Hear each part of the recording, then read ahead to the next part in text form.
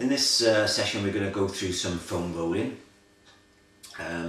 The foam rolling is getting quite popular now, especially amongst the running community, others as well obviously. But so what's the purpose? Purpose is basically, in simple terms, is for giving yourself a self-massage. So increasing flexibility of the muscles, increasing the blood flow, reducing adhesions between the tissues, and basically, like any reason you go for a massage, but doing it for yourself. So this is the foam roller I use.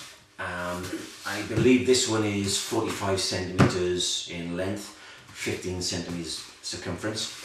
Obviously these come in lots of different sizes and lengths and so forth. This one I find is ideal,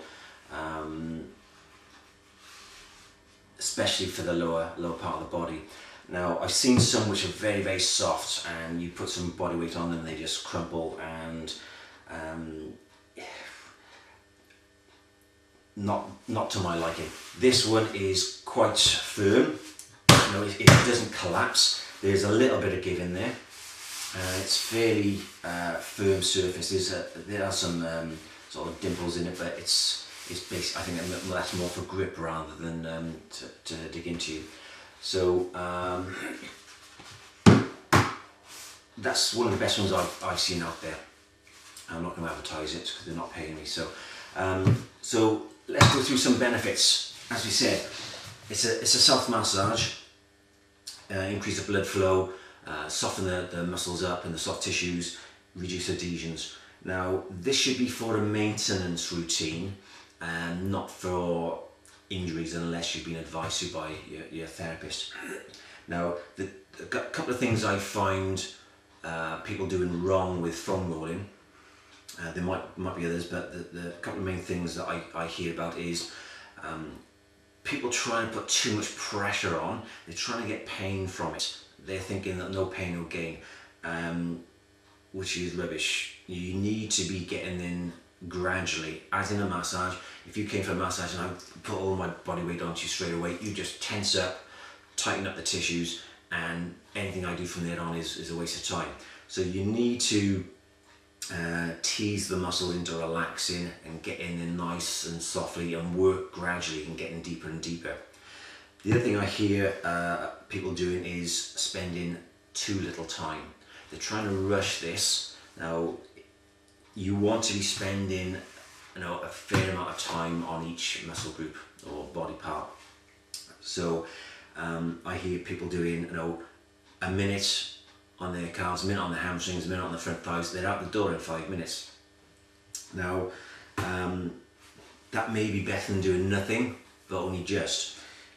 If you went for a massage and the therapist only did 2 or 3 strokes up your calf, then moved on to your hamstring, did 2 or 3 strokes, and you were done in 10-15 minutes, then you'd feel cheated. This is what you need to be doing with foam rolling. So spend some time, make sure it's quality time, and get as much benefit out of it as you possibly can. So do as much of the body part you're working and tease the muscles into relaxing, and spend some good time on it. So let's go through some body parts. So there will be other ways you can do this, but this is the way that I use the foam roller, and play around. You want to be getting as much relaxation into the area you're working, so you're going to need to use other body parts to support you. Okay, so I'm going to start off with the lower legs, so the calves and the outside of the leg. Use your other leg. You can use both legs, but obviously you need some upper body strength to support you. So use your other leg flat on the floor and your 2 arms. Lift your bum off the floor and roll up and down the body part you're doing. So in this instance, the calf muscle.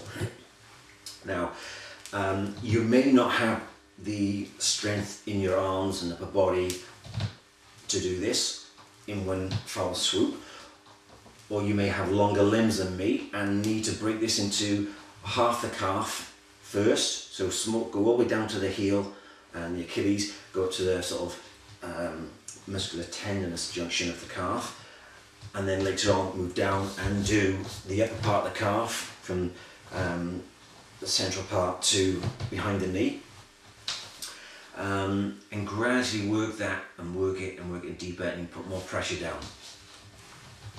So you're moving around. Obviously this is going to be a bit of a workout, so you may not want to do this before your activity. And you're going to rotate the leg outwards, so you're doing sort of the front of the lower leg or the side, tibialis anterior, the perineals, and again get all the way down and all the way up, so from the ankle to the knee. And then make sure you turn inwards as well, get the inside of the calf muscle.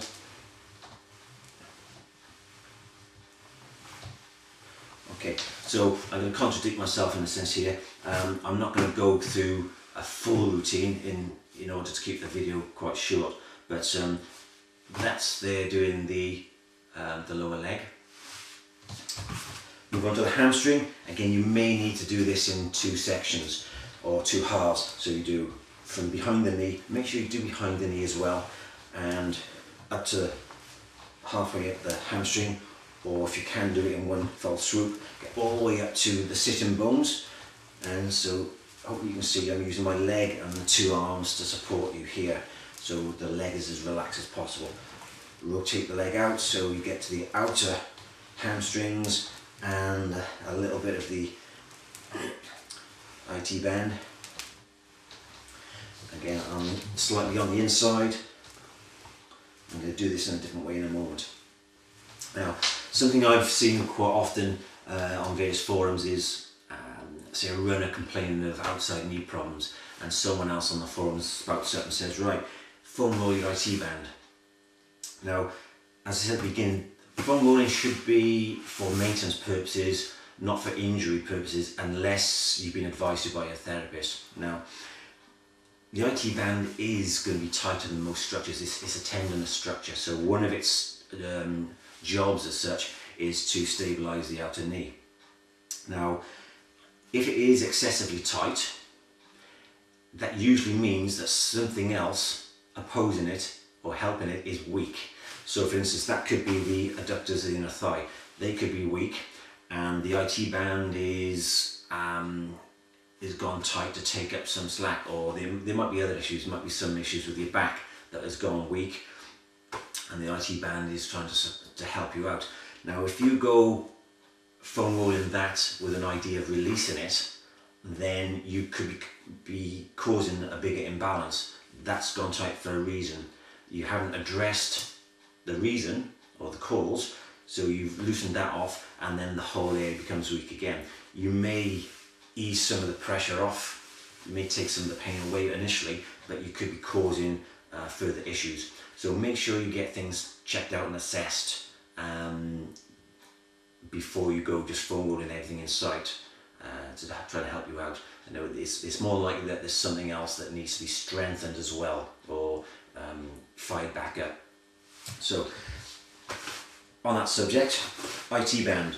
Right, you're going to go onto your side. I would bring the other leg over, and you're going to roll up and down. Use your 2 arms to support you, 2 hands and arms. Now, as I just said, the IT band is a tighter structure than most areas, so it's going to be a little bit uncomfortable. So use your hands to just ease yourself off and get the full length. Again, you may need to go into 2 halves, but get all the way up to the hip bone and all the way down to, I'll say the knee, but to the head of the fibula, the outer shin bone. Get all the way up and down, and spend a good couple of minutes on that. Yeah, and then get over the top of the IT band, which is the TFL, or the tensor fascia lata, which goes from the hip bone to the top of the pelvis. Doing the glutes, use 1 hand or 2 hands to support you, plus the leg, and just roll over. Now, quite often I will see someone doing that and then foam rolling.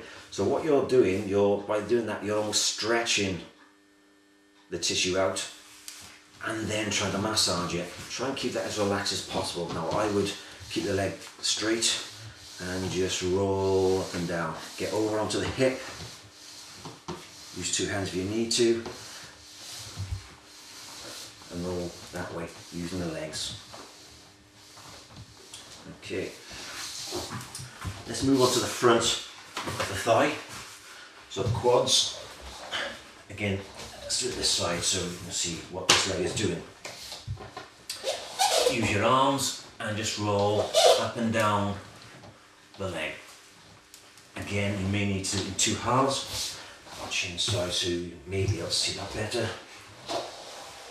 So this leg is out the way and you're rolling up and down the thigh. Get up to the side.